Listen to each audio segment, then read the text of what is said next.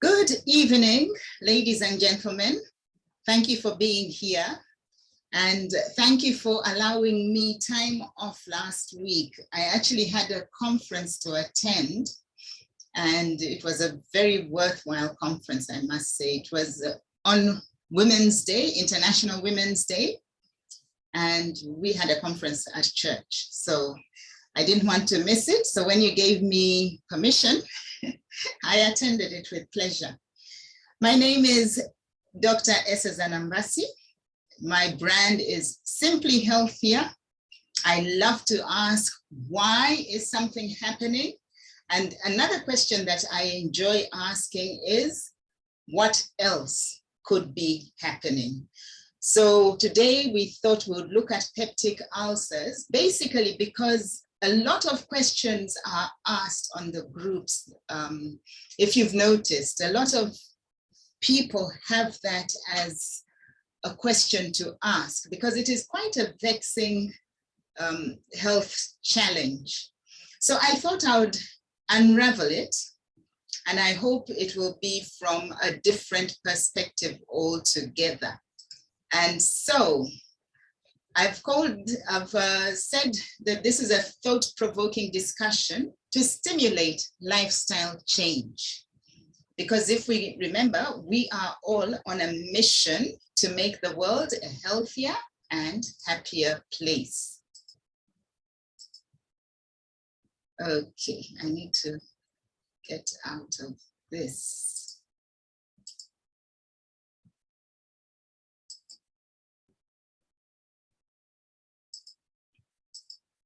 Sorry, let me see how to move to the next slide. Okay, what we are discussing is an affliction of the gastrointestinal tract. That's what it looks like, a diagram of. And specifically, we're going to look at peptic ulcers. What they are, it's an area or a spot where the lining and underlying tissue, which is usually the muscle, have been eroded, leaving an open wound. Peptic ulcers can occur anywhere along the gastrointestinal tract, but are commonest in the stomach, in which case they're called gastric ulcers, and in the duodenum, duodenal ulcers. And what happens, the actual pathology is that there's inflammation going on. So the surrounding area is inflamed, it becomes swollen, it becomes very irritated, it becomes so painful, and it may even bleed. It's an affliction that seems to affect quite a number of people. So 1 or 2 people out of every 10 is afflicted by gastric ulcers or peptic ulcers. So this is what I was saying, just the location. It can be in the esophagus, it can be in the stomach, or it might be multiple, by the way, or this is where the duodenum is, the first part of the small intestine after the stomach. Once it leaves the stomach, you get into the duodenum. And just to note that the stomach is a highly acidic part of our body. The pH is between 1 and 2, that is very acidic. And then the duodenum and further down becomes alkaline thanks to a lot of secretions by the gallbladder. So just bear that in mind. Anyway, ulcers may affect the muscle. If it is a deep ulcer, it might actually impinge on the muscle. So it is a serious disease, right? And the fact that it is common should get us to really be more aware and think of ways to help each other. Now, the symptoms, and this is basically how they commonly are described. Chronic burning sensation. The epigastrium is the area outside where the stomach would be. So it would be sort of in the upper abdomen. So epigastric pain.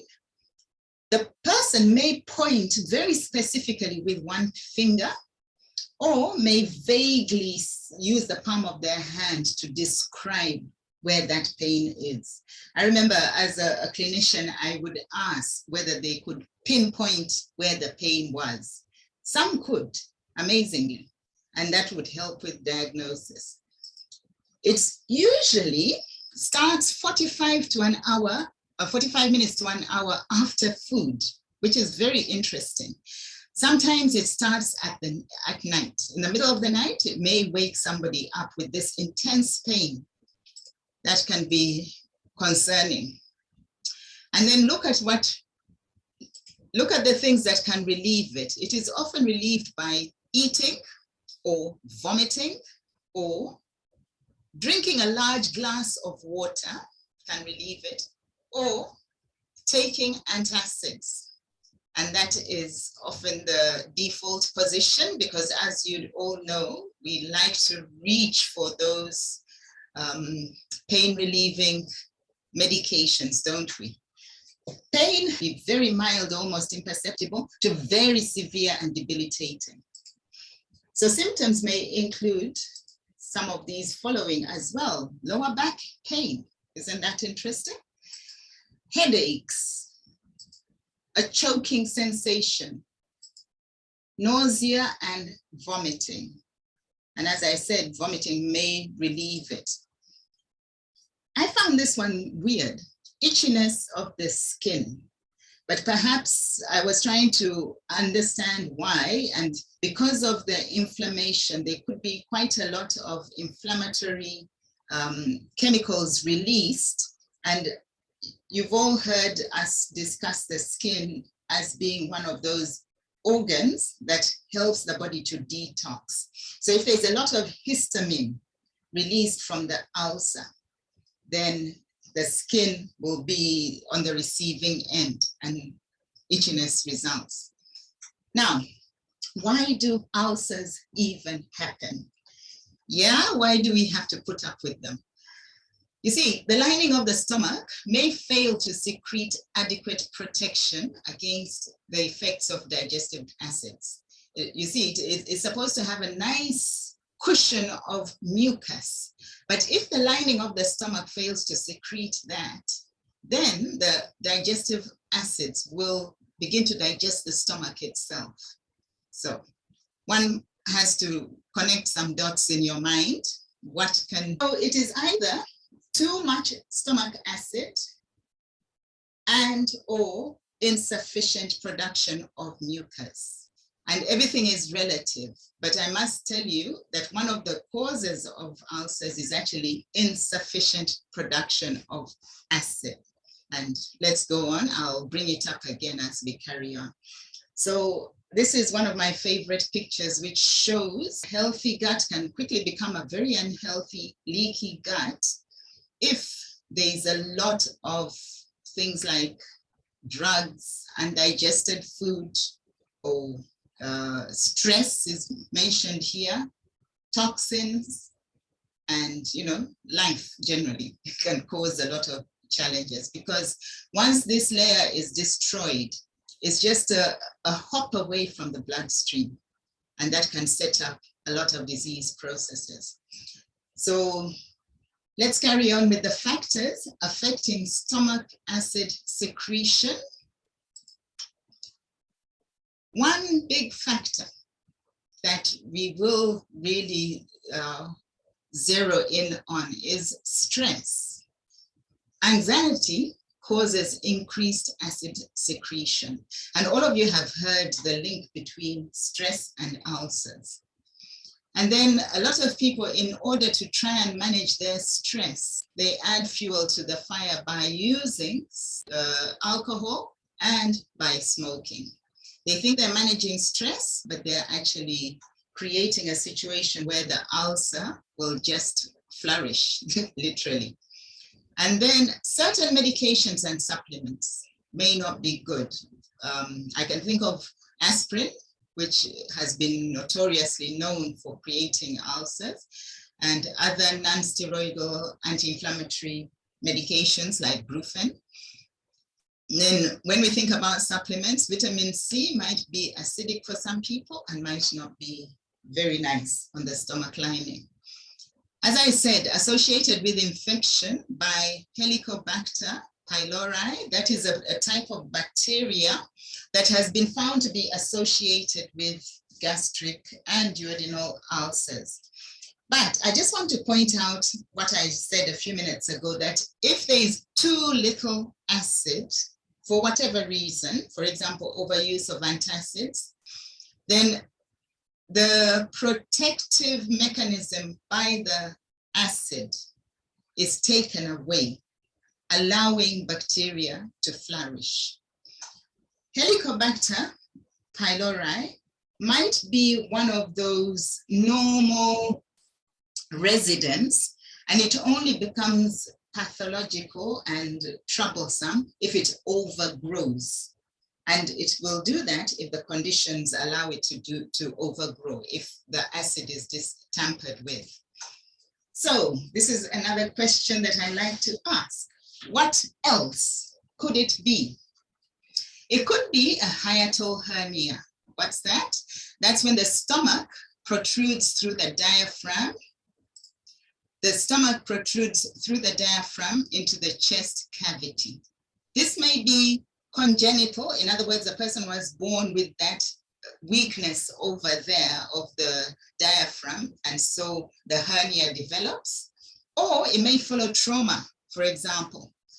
And it becomes commoner as one becomes older, because muscle tone it affects all muscle. And the diaphragm is a muscle, a very hard-working muscle, just like the heart is a hard-working muscle. So loss of muscle tone as one ages can result in a hiatal hernia happening. And then heartburn. We have heard that term used very, very often. That is reflux of gastric contents due to the weakness, mainly, of the lower esophageal sphincter. That is the sort of like the valve or the set of muscles that ensure that once they are triggered and tense, they lock the esophagus off from the stomach so that there is no splashing upwards of contents. That's the normal function of that area. But if for whatever reason that sphincter is not working well, then we get what we call gastroesophageal reflux disease, known as GERD. Okay, and then it presents as heartburn. So you'll hear a lot of people complaining of heartburn. Now, hiatal hernia and GERD are sort of like related, as are ulcers related to those conditions as well. But I just thought I would bring it out here, what else it could be. What else it could be is the effects of allergenic foods. You might remember a couple of weeks ago, we talked about allergy and asthma. Yes, allergenic foods. Inflammation magnifies the symptoms and prolongs time for healing of an ulcer if it is there. But an allergic reaction to a food or a sensitivity to a food might just make the whole situation worse. This may be the cause of hiatal hernia as well, okay? So food allergies. Last time we talked a lot about things like eggs, milk. Some people are allergic to different things. I know I'm sensitive to gluten, wheat gluten specifically, but I'm discovering that as I grow older, I'm even becoming a little sensitized to oats gluten. So it's going to leave me very little grain to eat. And then what else could it be? Heart attack.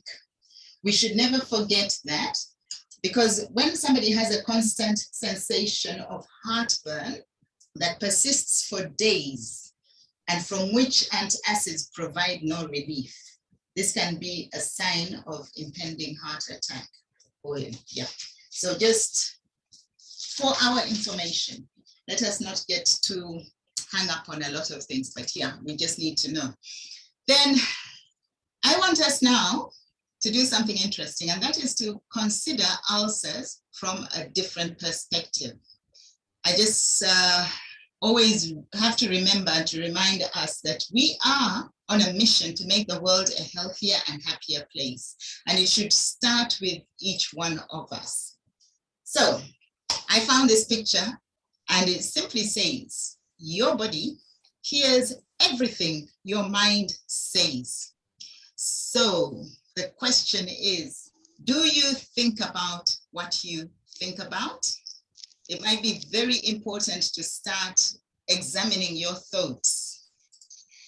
And so I would like to introduce you to this most fascinating system. It's called the vagus nerve.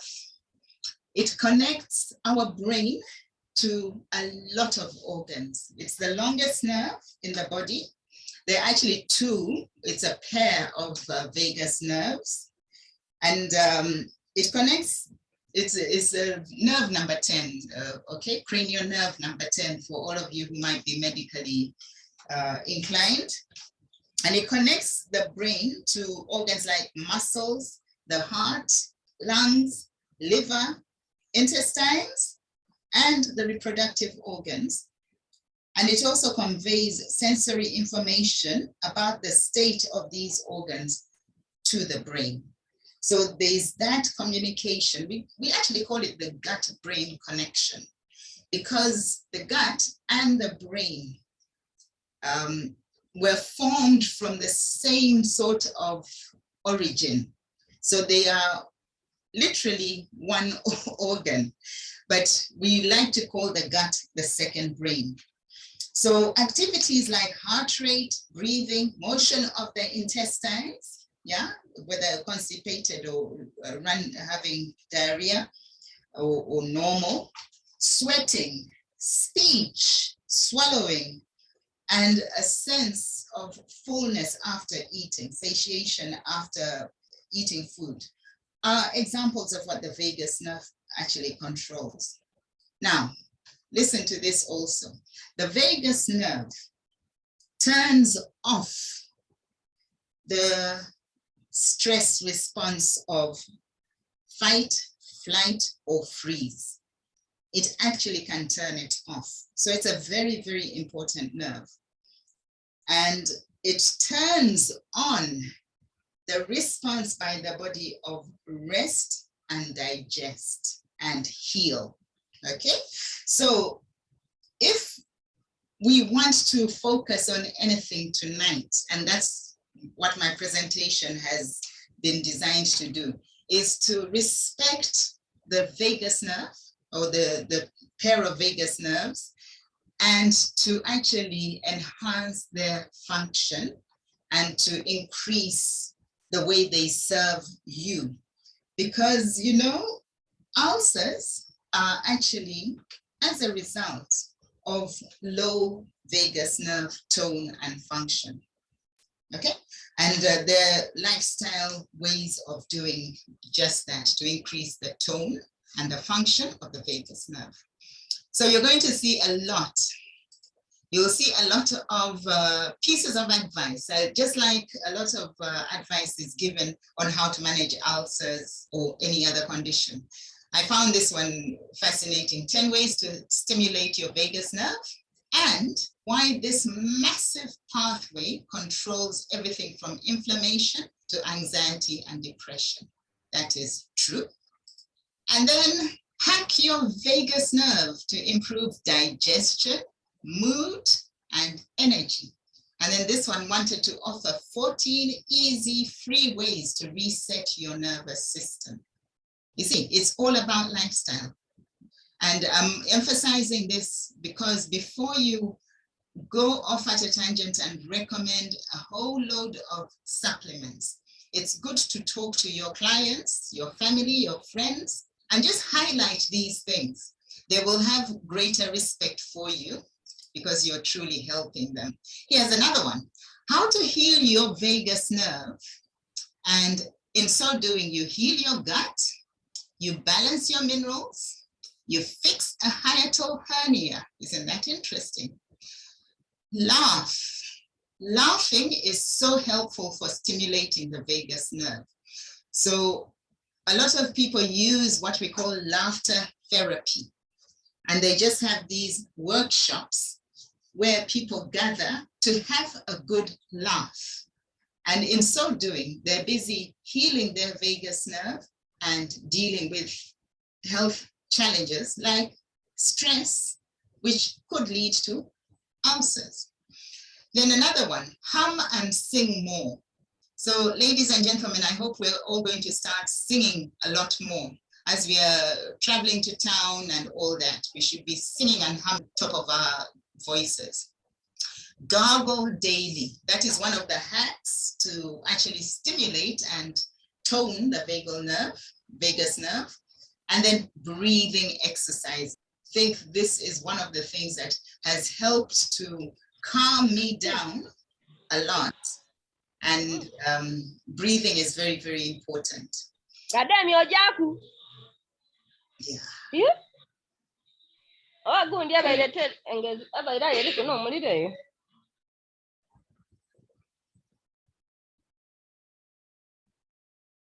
Okay.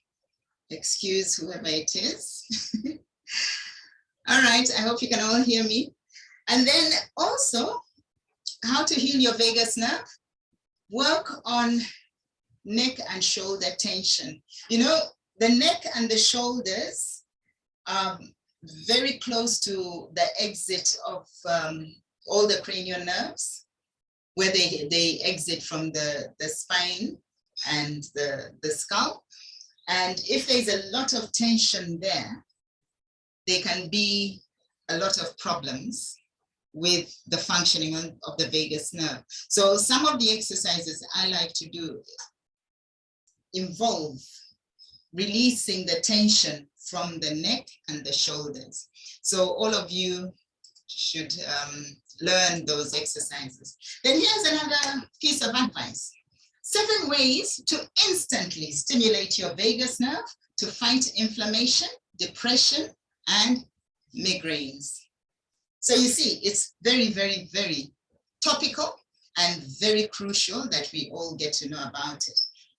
And then these are my 7 keys that you've seen before. Exercise regularly, and please do appropriate exercise. Adequate and nutritious food, we are going to come to that. Get sunshine, especially in the morning. So we'll finish quickly and all switch off and breathe before we turn in. Then bringing down chronic stress, ladies and gentlemen, I cannot overemphasize that as one of the modalities for treating ulcers. Then sleep, that helps with the healing, that helps with toning that vagus nerve. And then of course, what we in this family are famous for, all of us, is to ditch toxic chemicals. So there you have it, just breathe, breathe.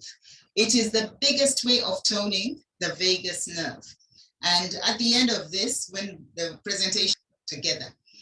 So I just want to say, I need to say this, I now suspect the vagus nerve is the key to well-being. I hope you are suspecting the same thing too. So now let's talk about some recommendation. Diet, plenty of dark leaf and K to help with healing. And then it is advisable to avoid too much coffee, alcohol, strong spices, heavily fried foods, carbonated drinks, you know, all those things that we love in our lifestyle. But if you're going to advise somebody to buy supplements from you to solve the ulcer problem, please give them these rather interesting. Avoid cow's milk. You see, in those years, we were taught that if you have an ulcer, you must drink plenty of milk.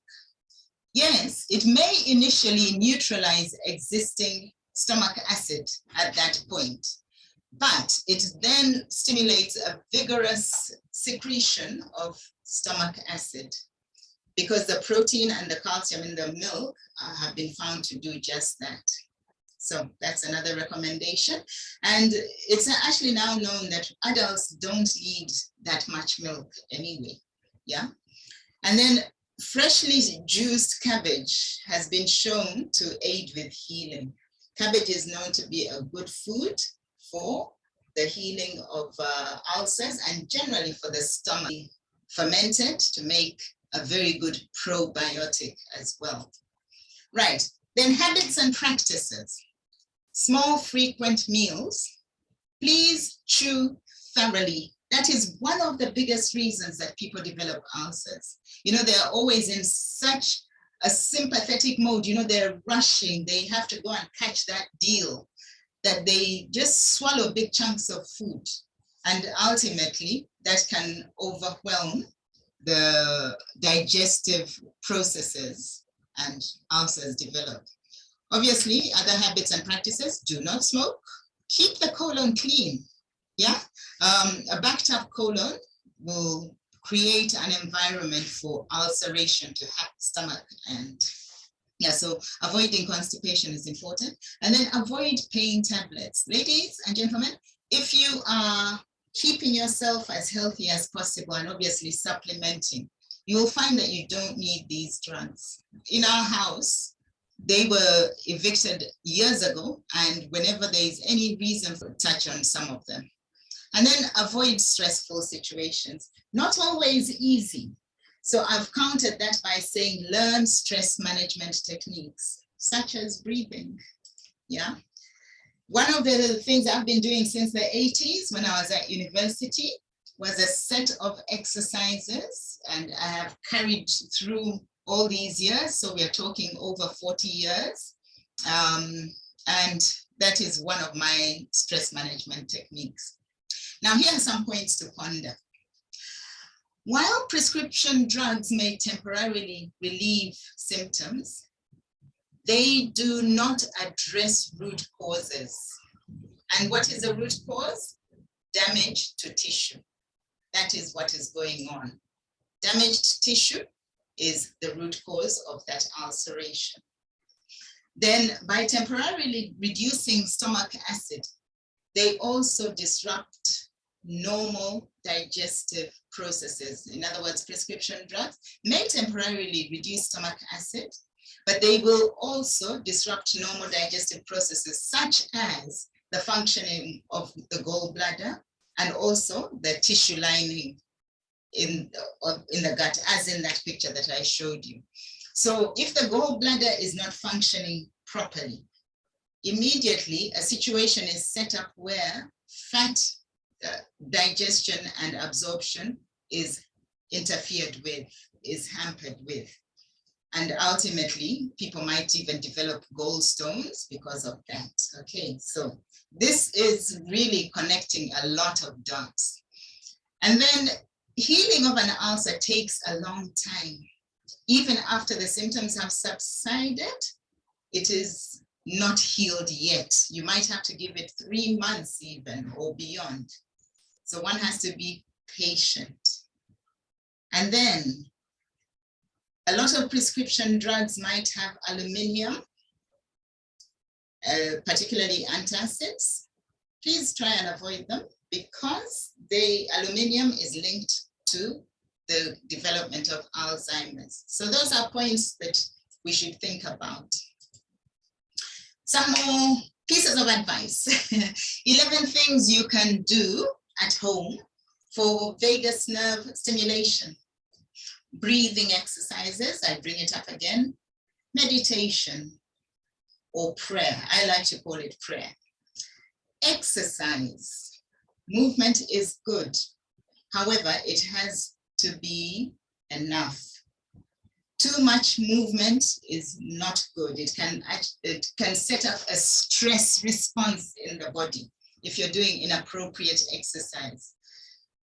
Then yoga, that's the set of exercises that I was introduced to in the 80s. And then omega-3 rich diet. Interesting. Probiotics and a probiotic rich diet. Singing and chanting.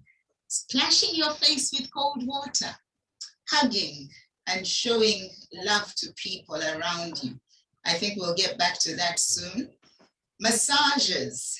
And then this is a big one that I also practice. It has helped me to manage my weight, because being overweight is one of the reasons that people develop hiatal hernias. Okay, so let's just carry on. Here's a question for you. Are all supplements equal? Are all detergents the same? Does it matter what personal care products you use? Yes, indeed. Choice matters. Your choice matters. And for the guests on the call, this slide is actually for you. I wanted you to understand that in our opportunity, we have a lot to share, and we have detergents and home care, and we have personal care and skin care as well. And we also have supplements. So your choice does matter. If you're a guest here, you will speak to the person who has introduced you to this and hear a lot more. But let's focus a little bit on nutrition. And I'll ask the question again, are all nutrition supplements equal? Does it really matter what I use? And this is what I want to educate us on, and that is the concept of bioavailability. The term is used in physiology to describe the proportion of a food or drug which enters the circulation when introduced into the body and is thus able to have an active effect. Alternatively, the degree to which a nutrient is available to the body for use. It's a measure of the rate that a supplement is absorbed within the body after it has been administered. Okay, so that's the concept of bioavailability. And I bring it up because we need to know whom to trust. And who can we trust? My favorite scientists, the Scientific Advisory Board, and they have a history of excellence, and all the supplements that we have are highly bioavailable. In other words, they actually do the job that they're supposed to do. So let's look at how to heal your vagus nerve naturally. And when you do that, you will prevent ulcers if they haven't affected you yet, or you will help to heal those ulcers. Right. Human natural nutrition is what we are talking about when we're talking about the gut and food. It has to be human natural nutrition. That's what Neolife presents us with. The flagship product, which we are all very proud of, is TreeNN, which helps with the very foundation, as well as helping to create hormones and enzymes. And so with the right nutrition, your cells can perform their very best for your well-being and vitality. And if you remember the reason for an ulcer to form, it is important to have that right nutrition on board. We also have the core nutrition, which has TreeNN and other things such as omega-3. You've heard us mention that. Fruits and vegetables, the extracts called carotenoids, which are very powerful antioxidants and help the body with healing.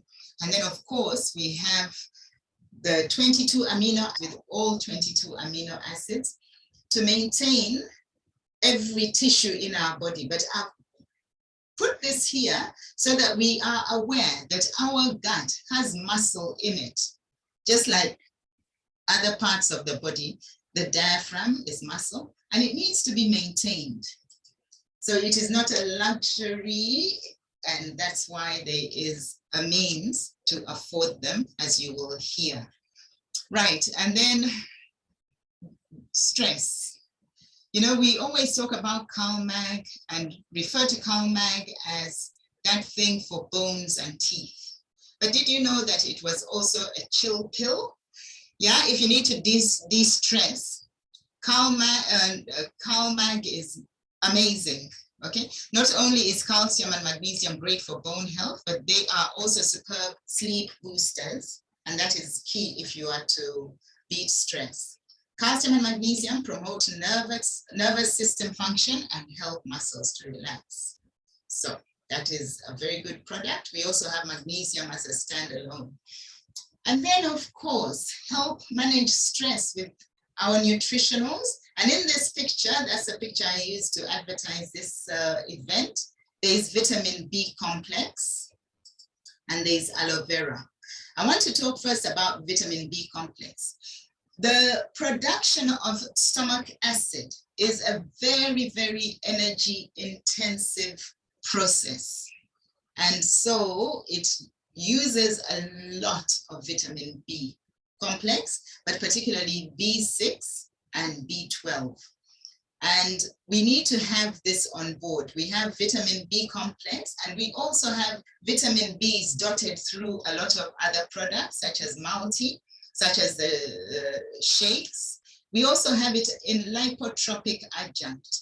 I haven't put it up today, but lipotropic adjunct is a magnificent product which has betaine hydrochloride.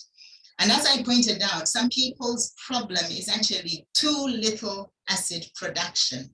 And by enhancing it with betaine hydrochloride and the B vitamins, one can help the body to create enough hydrochloric acid in the stomach to deal with the possible bugs, such as Helicobacter pylori, that may have led to the development of that ulcer. I hope you are connecting the dots with me. And then, of course, aloe vera, very, very important for healing. It's a brilliant drink, a tonic, for when there's that ulcer acute pain, or when there's signs of discomfort in the abdomen, in the digestive tract. Then, of course, we have zinc. Then we have multi-mineral, which has alfalfa. Alfalfa, we know, is very important for healing, and multi-mineral will also enhance the formation of vitamin K.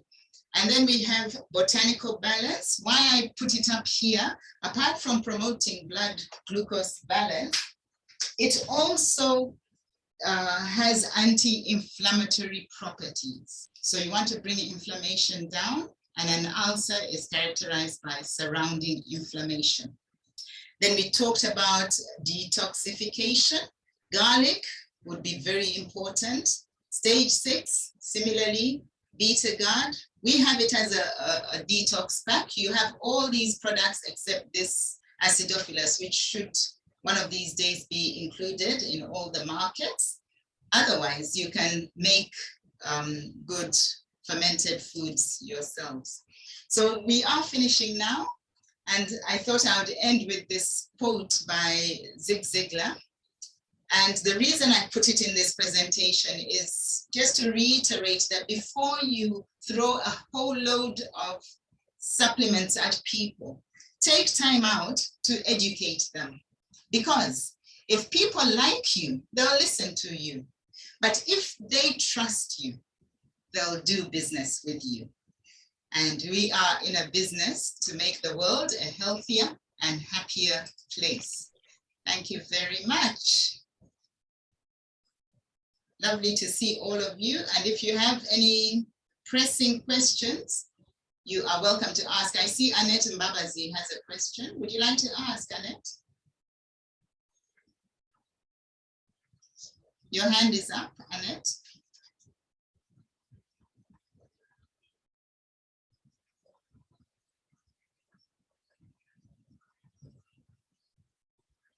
Okay, we can't hear you, so I'm just going to have to stop recording.